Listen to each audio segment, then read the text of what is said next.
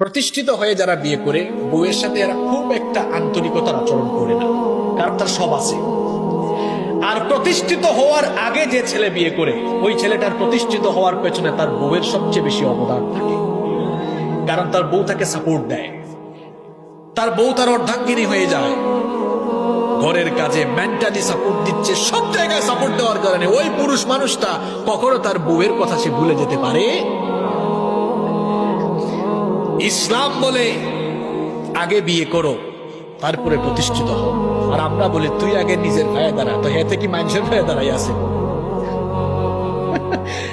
যুবক ছেলেরা, আপনাদের তো আলহামদুলিল্লাহ পড়ার কথা, এই বাংলাদেশের বাবা মায়েদের আলহামদুলিল্লাহ পড়ার কথা, কারণ এদেশের যুবক ছেলেরা জেনা করতে চায় না, তারা হালাল তরিকায় বিয়ে করতে চায়। আপনারা কি করছেন? বিয়েটারে কঠিন বানাই ফেলছেন, লক্ষ লক্ষ টাকা মোহরানা,